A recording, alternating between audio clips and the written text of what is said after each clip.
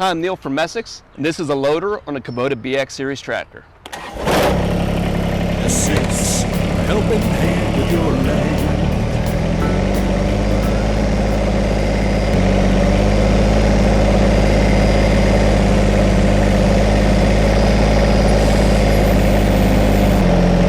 One of the best features that we have on these loaders when you lift them up and down is the ability to go and keep the bucket level as the loader goes up and down.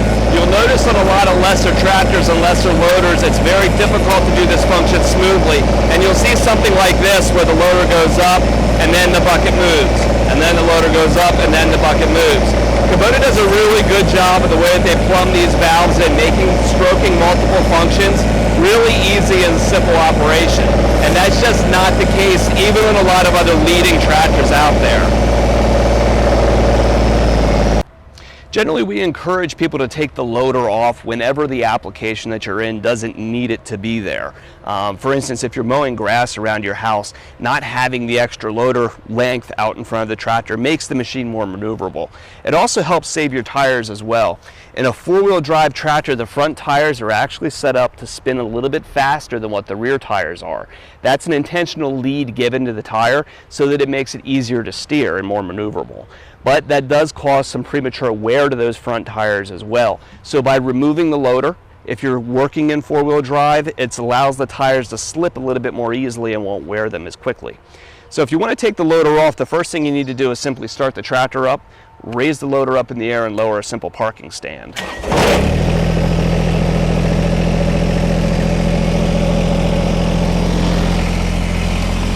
Right down here on the underside of the loader, there's a little hairpin. You pull the hairpin out, and then this stand lowers down and swings into place. And then you can put the hairpin back in again in order to lock that stand. Once that's down, you use the loader to pick the front tires of the tractor up in the air. And when you do that, the pins that secure the loader to the tractor will become loose and not under tension anymore and slide right out. Right there it is. I didn't prep this tractor at all, and it has 50 hours on it, so this isn't a factory fresh demo here or anything. Once you have the pins out, you can curl the bucket shut.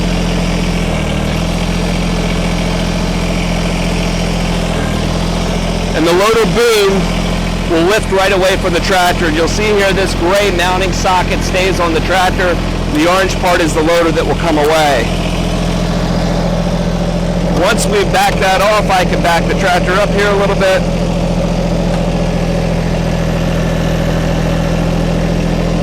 And get ample access to my hydraulic hoses. One of the most challenging things for people on new operators on tractors like this is getting used to the intricacies of working with hydraulic hoses. One thing that's challenging that you need to remember with hoses is that fluid is under pressure, and unlike air, it can't be compressed further in order to connect or disconnect a coupler. So anytime that you're going to disconnect one of these couplers, it's always good to shut the machine off and then work the loader valve in every direction. You can see right there the loader shimmied a little bit. So you're going to work the loader valve around in order to neutralize the pressure in the hydraulic lines. Once you've done that, you can pop right down the line here and release these lines. And that's as easy as, if you've ever done an airline before, it's the same thing. There's a collar right here that you pull and the couplers pop right off. Okay? And each of these would have a color-coded cap to go over top of here in order to keep the connections clean. Now I'm going to go and put this loader right back on again, so I'm not going to have a lick of trouble reconnecting these again. But if you had set the loader outside for a couple of days and the sun was on these lines and they got nice and hot, you would fight like a bear in order to push these things back onto the tractor again. An easy way in order to relieve that pressure, if you look down in the middle of the coupler, there's a little pin on the inside.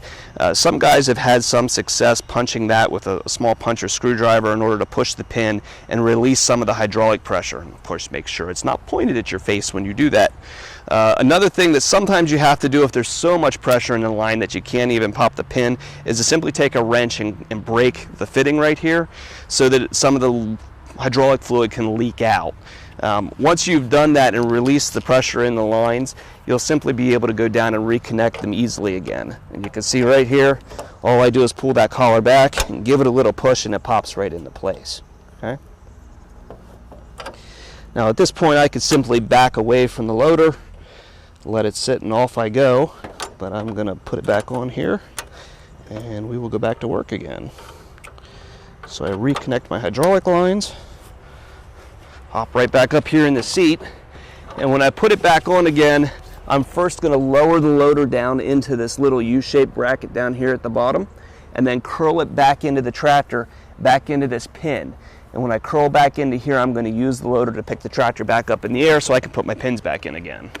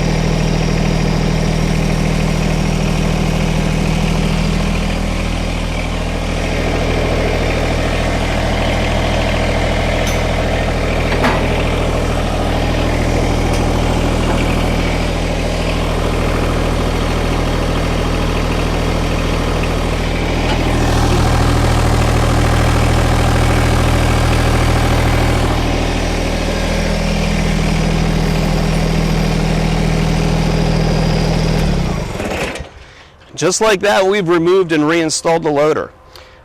Any other common pitfalls with this generally come from a time where the tractor and the loader aren't wanting to sit level with each other. You can see I'm doing this out here in the dirt today, which is actually the most challenging way to do it. If you're able to do it on a hard level surface, things typically go together about as easily as what you can ask for. But if you're sitting the thing out in the yard and the tractor and the loader want to twist with one another, they don't typically want to go on quite as easy. As long as you're trying to work in a level area, typically is a piece of cake. So I took my time here doing this today. You can see it's really no big deal. We've gone through and raced to see how quickly we can get this thing done, and literally I can take a loader off in under a minute. So it's a really simple operation if you ever need to do it. So that's a Kubota BX series loader. If you have any questions, parts needs, or help that we could give you, give us a call at 800-222-3373 or check our website out at messick.com. We've done a whole series of videos on these tractors. You can check out our features of the tractor up here, operation and removal of the backhoe over here, and what's the other one that we did? I have no idea, but you'll find it somewhere.